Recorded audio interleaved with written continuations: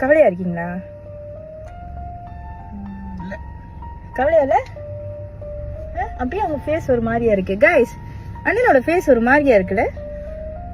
ஓகேவா? ஒரு மேன் வந்து என்னைக்குமே வந்து கவலை இல்லாம இருந்ததே இல்லை. எந்த மாதிரி பொசிஷன்ல ஆக பணக்காரனா இருந்தாலும், ஆக படிச்சவனா இருந்தாலும், ஆக பண்புள்ளவனா இருந்தாலுமே ஏதோ ஒரு கவலை இருந்துகிட்டே இருக்கும். ஆனா அவனை பத்தி இல்ல, அவங்க சார்ந்திருக்கிற குடும்பத்தை பத்தி. சரி, நான் என்ன சொல்றேன் தெரியுமா? ஒரு மனைவியா எத்தனை கைகள் உங்களை தள்ளி விட்டாலும் என்னோட கை இருக்கு தெரியுமா? இந்த கை எப்போதுமே உங்களை தள்ளி விடாது.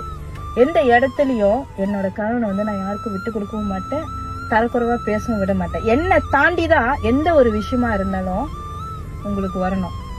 இந்த பாருங்க, ஒரு மனைவியை பாதுகாக்கிறது கணவனோட கடமைன்னு சொல்லுவாங்க இல்லையா? அதுக்கும் சமமா தான் ஒரு மனைவி வந்து எந்த விஷயத்திலும் வந்து கணவனை விட்டு கொடுக்க கூடாது. ஓகேவா? கணவனுக்கு எந்த இடத்துல மரியாதையோ அந்த இடத்துல ஒரு மனைவி இருக்கவே கூடாது. இது நான் ஃபாலோ பண்ற விஷயம். நீங்க கவலையா இருக்கீங்க, காலில இருந்து இவர் வந்து ஒரு மாதிரியா இருக்காரு, எனக்கு அது தெரியுது. பட் நான் என்ன சொல்றேன்னா, நீங்க கவலையா இருக்காதீங்க. நாங்க இருக்கோம், உங்க கூட நாங்க இருக்கோம், பிள்ளைங்க இருக்கோம். யார் என்ன சொன்னா என்ன? கைஸ் வாங்க, அண்ணனுக்கு ஒரு நல்ல ஒரு மோட்டிவேஷன் வேர்ட்ஸ் கொடுத்துட்டு போங்க. நான் லைஃப்லயே ஒரு காலத்துல நானும் ஒரு சிங்கிள் மதரா இருந்தேன். ஒரு ஆம்பளைங்க மேல வந்து ஐயோ யாரையும் நம்ப கூடாது அப்படின்னு இருந்த இதுல எல்லா ஆம்பளைங்களும் ஒரே மாதிரி இல்ல, ஒரு பொறுப்பான ஆணும் இருக்காங்க அப்படின்னு வந்து நான் வந்து மிஸ்டர் லிங்கேஷ் கிட்ட தான் பார்த்து அதை பார்த்துதான் நானு இவ்வளவு பொறுப்பான ஒரு ஆணா, பிள்ளைய பாத்துக்கிட்டு அம்மாவை பாத்துக்கிட்டு வேலை செஞ்சுக்கிட்டு குடும்பத்துக்காக இருக்காங்களே அப்படின்றது ஒரு விஷயத்தான் வந்து எனக்கு இவர் ரொம்ப பிடிச்சிருந்துச்சு உங்ககிட்ட.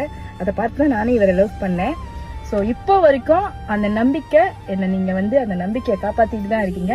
கடைசி வரைக்கும் என் பிள்ளைங்களுக்கு ஒரு நல்ல அப்பாவும் எனக்கு ஒரு நல்ல கணவனாவும் நீங்க இருப்பீங்கன்னு எனக்கும் தெரியும், என்னோட ஃபாலோவர்ஸுக்கும் தெரியும். சோ ஏன் கவலைப்பட்டுக்கிட்டு இருக்கீங்க? இங்க வாருங்க, இங்க அண்ணனுக்கு ஒரு மோட்டிவேஷனான வேர்ட்ஸ் கொடுங்க பாப்போம். நீங்க என்ன நினைக்கிறீங்க நம்ம லிங்கேஷ் அண்ணனை பத்தி?